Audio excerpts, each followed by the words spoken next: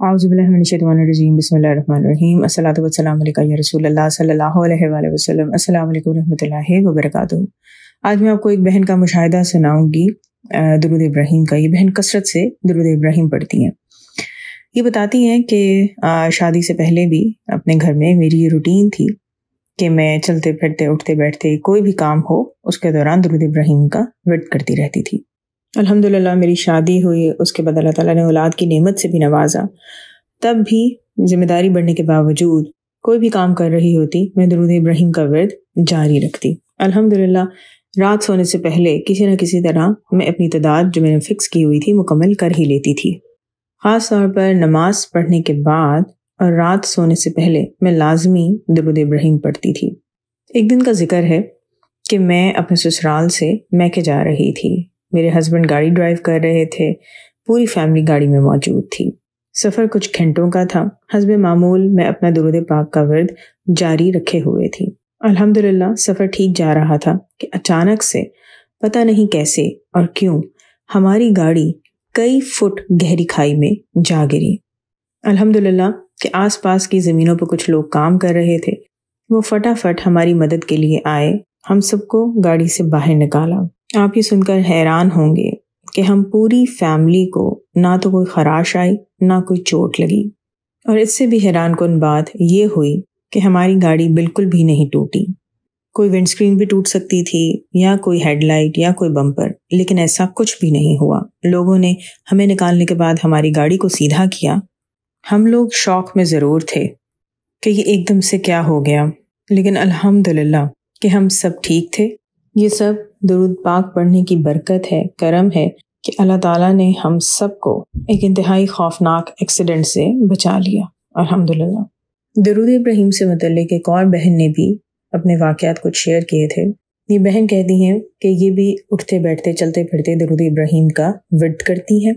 इनको ख्वाबों से ये इशारा दे दिया गया था कि ख़ानदान के कौन से लोग इनके जान के दुश्मन बने हुए थे। ये कहती हैं कि जब भी मैं कोई ऐसा ख्वाब देखती थी कि जिसमें वाज़ेह दुश्मनों की तरफ इशारा होता था और ये बता दिया जाता था कि वो क्या करने की कोशिश कर रहे हैं, तो वो फ़ौरन से पेशतर सदका दिया करती थी, क्योंकि सदका बलाओं को टालता है, और पहले से ज़्यादा एहतमाम से दुरूद इब्राहीम की कसरत किया करती थी, ख़ास तौर पर जब भी घर से बाहर निकलती या किचन में मौजूद होती।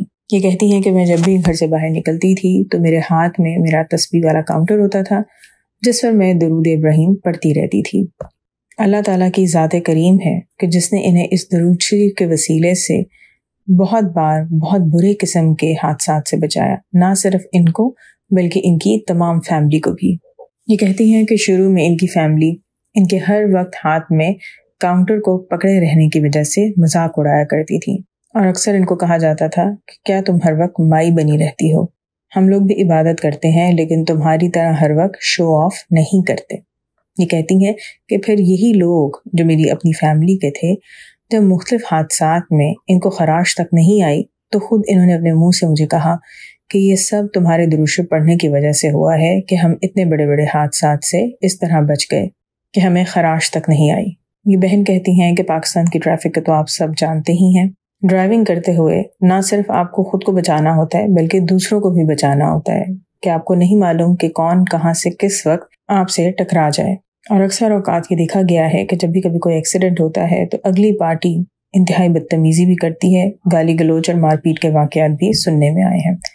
तो ये कहती हैं कि मुझे इन तमाम बातों से बहुत डर लगता है, इसलिए मैं जब भी घर से निकलती हूँ दुरूद शरीफ पढ़ती रहती हूँ। बच्चे रास्ते में जब सवाल जवाब भी करते हैं तो उनको जवाब दिया, फिर दुरूद शरीफ पढ़ने में लग गई। कहती हैं कि अल्हम्दुलिल्लाह इनकी देखा देखी अब इनकी फैमिली भी ड्राइविंग के वक्त दुरूद शरीफ का ज़रूर एहतमाम करती है। ये कहती हैं कि इनकी फैमिली की आदत होती थी कि गाड़ी बाद में स्टार्ट होती थी, गाने पहले लगाए जाते थे। इस बात से कहती हैं कि मुझे काफ़ी कोफ्त होती थी। मैं अपनी फैमिली को कहती भी थी कि हम लोग सड़क पर निकले हैं, हमें एहतियात करनी चाहिए और अल्लाह का नाम लेना चाहिए, दुरूद शरीफ पढ़ना चाहिए ताकि हम पर रहमत नाजिल हो, बरकत नाजिल हो और अल्लाह ताला हमें हर किस्म के हादसात से बचाए। तो अक्सर इनकी औलाद ने ही इनको कहना कि आप हर वक्त इतना नेगेटिव क्यों सोचती हैं, हर वक्त मुँह से बुरी बातें क्यों निकालती हैं। ये कहती हैं कि इसके बाद मैं अक्सर चुप रहती और अपनी फैमिली को कुछ भी ना कहती, लेकिन अल्हम्दुलिल्लाह दुरूद शरीफ की बरकत है कि अब गाड़ी में बैठते साथ ही मेरी फैमिली के अफराद एक दूसरे को खुद से कह रहे होते हैं कि दुरूद शरीफ पढ़ो, दुरूद शरीफ पढ़ो, गाने मत लगाओ, कोई गाने नहीं सुनेगा। اگر کچھ سننے کو دل چاہ بھی رہا ہے تو ہم کو صوفیانہ کلام، کوئی نعت شریف لگا لیتے ہیں کہ جس میں ساتھ ساتھ آپ کو درود شریف پڑھنا ہی ہوتا ہے، کیونکہ حضور صلی اللہ علیہ وسلم کا نام مبارک بار بار آ رہا ہوتا ہے۔ پہلے صرف میرے ہاتھ میں کاؤنٹر ہوتا تھا، لیکن الحمدللہ کہ اب میری سب فیملی کے ہاتھ میں کاؤنٹر ہوتا ہے، اور اکثر ہم لوگ اس بات کی ریس بھی لگاتے ہیں کہ سفر ختم ہونے کے بعد دیکھیں گے کہ کس نے سب سے زیادہ درود شریف پڑھا ہے۔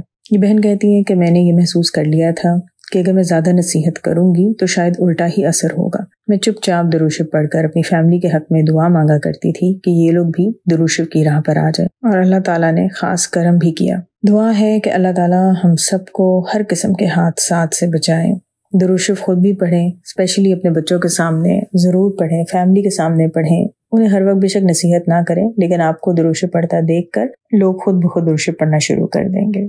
دعا ہے کہ اللہ تعالیٰ ہم سب کو بہت سارا درود شریف پڑھنے کی توفیق عطا کریں، درود شریف لکھنے کی توفیق عطا کریں، اور دوسرے لوگوں کو درود شریف پڑھنے اور لکھنے کی دعوت دینے کی بھی توفیق عطا کریں۔